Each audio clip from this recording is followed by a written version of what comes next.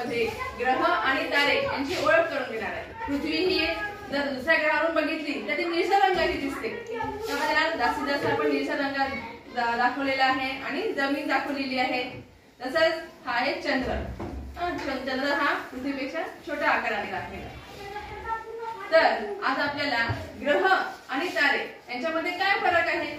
आपण रात्री आकाशामध्ये चांदण्या बघतो, चांदण्याचे लुकलुक लुकलुक करतात. तुम्हाला प्रश्न पडला असेल की एवढ्या मोठ्या काळ्याभोर आकाशामध्ये एक चांदण्या म्हणजे काय असेल? आपल्याला कुतूहल वाटते.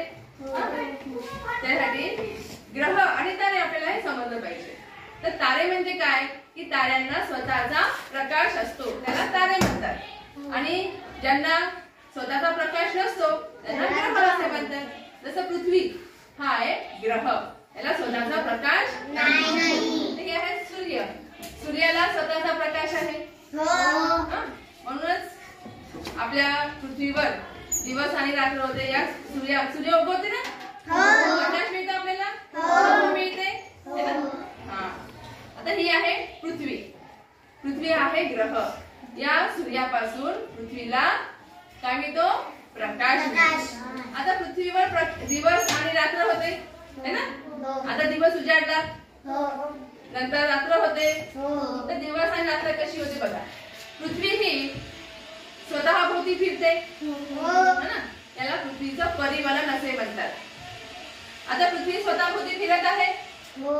आता जो भाग या पृथ्वीच्या समोर आहे, सूर्याच्या समोर आहे जो भाग पृथ्वीचा, तिथे असते दिवस. आणि बाजूच्या विरुद्ध दिशेला काय राहील मग? रात्र राहील. आणि इथे प्रकाश पडत आहे का? नाही. पृथ्वीच्या परिवलनामुळे पृथ्वीवर दिवस आणि रात्र होते. जशी पृथ्वी ही स्वतः भोवती फिरते तसंच ही सूर्याभोवती देखील फिरते. याला म्हणतात पृथ्वीचं परिभ्रमण. या पृथ्वीच्या परिभ्रमणाला एक वर्ष म्हणजे 365 दिवस, त्याला म्हणतात एक वर्ष. आणि दिवसाला दिवस किती तासाचा असतो? एक दिवस 24 तासाचा है ना. 12 तास दिवस, 12 24. अशा प्रकारे पृथ्वीच्या परिवलन आणि परिभ्रमण समजला. त्यानंतर आहे ग्रहणे. ग्रहण लागतं आपण समज शिकलो आहे. ग्रहण तुम्ही ऐकलेलं आहे. आज ग्रहण आहे, आपण टीव्हीवर पण बघतो. तर ग्रहण दोन प्रकारचे आहे, सूर्यग्रहण आणि चंद्रग्रहण. तर सूर्यग्रहण म्हणजे काय आणि सूर्यग्रहणाच्या 3 अवस्था आहेत, खग्रास, खंडग्रास आणि कंकणाकृती. तर सूर्यग्रहण म्हणजे काय?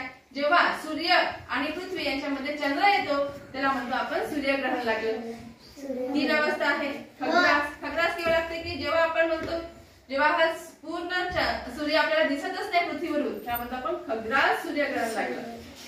खंडग्रास म्हणजे ज्यावेळेस पृथ्वीवरून सूर्याचा काही भाग दिसतो त्याला म्हणतात खंडग्रास सूर्यग्रहण.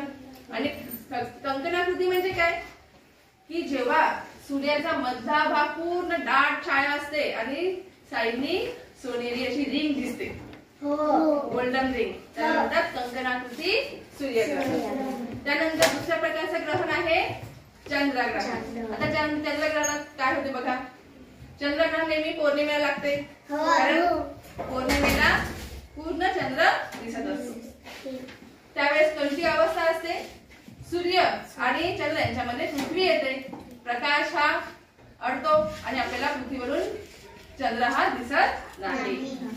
चंद्रग्रहणाच्या 2 अवस्था, खग्रास आणि खंडग्रास. जेव्हा चंद्र पूर्ण दिसत नाही तेव्हा त्याला म्हणतो आपण खग्रास चंद्रग्रहण लागलं. अशा प्रकारे आपल्याला जेव्हा थोड्या प्रमाणात दिसतो तेव्हा खंडग्रास चंद्रग्रहण असं म्हणतो.